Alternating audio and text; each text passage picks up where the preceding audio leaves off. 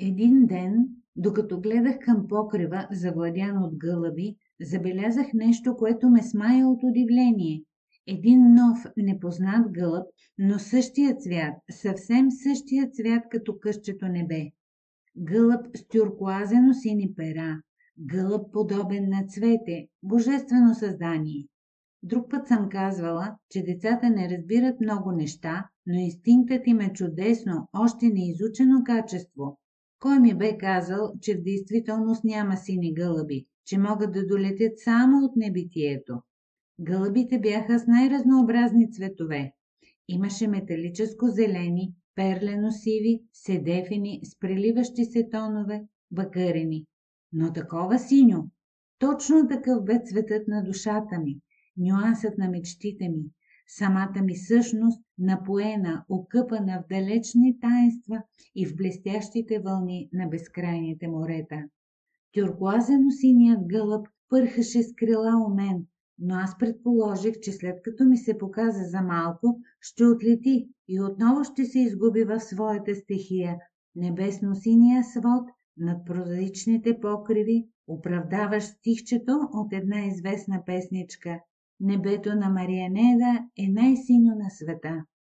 За моя огромна изненада, чудният гълъб се смеси с обикновените, тръгна да следва една грозновата пепеляво-сиво женска и когато му се изпречи един канелен машкар, го клъвна така свирепо, че му отскубна няколко окървавени пера. През това време цялото семейство се събра и, възхитено от цвета на гълъба, реши да го улови. Когато видях, че ще затворят в клетка синия гълъб, изпитах силно желание да разпери крила, да полети и да се изгуби като леко синьо цвете в безкрайното небе.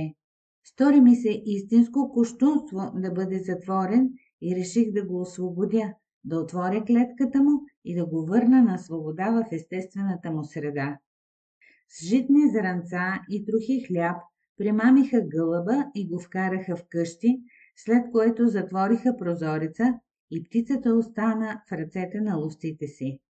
Хванаха разтреперения гълъб и внимателно разгледаха перата му, подобни на листчета на странно цвете. Завърза се спор дали са естествени или не. Боядисане, казваха повечето. Сред прислугата обаче, прости хорица, се намери един, който каза, че бил виждал подобни гълъби. Били много редки и вещаяли велики събития. Везната на симпатиите ми се наклони към прислугата, което често се случва в детството. Боядисан, каква глупост! Нима гълъбите могат да бъдат боядисвани? Как се боядисват гълъби? Не беше ли по-естествено да повярвам, че някое от прелесните малки яйчеца в гнездата, по силата на тайнствени обстоятелства, е носило у себе си сини нюанси на оперението, така равномерно, деликатно, небесно и блестящо на слънцето? Гълъбът прекара 24 часа затворен в клетка, без да намеря възможност да се покатеря на стол и да го освободя. Кафезът висеше така високо, окачен на кука, а аз бях толкова малка. И тогава получихме бележка от едни съседи, които имаха гълъбарник. Молеха да им върнем бял гълъб, боядисан от децата им Синдиго. Почувствах болка, ледено пробождане на разочарование. Натъжих се, душата ми се сви. Боядисан, фалшив, изкуствен бил прекрасният гълъб. Същия следобед научих от една книга, която ме занимаваше и разпалваше 10-годишното ми въображение, нещо, което още повече ме натъжи. Небето също не било синьо. Крилете на фантазията ми ме заболяха и прокървиха от разочарование, а те наистина бяха сини.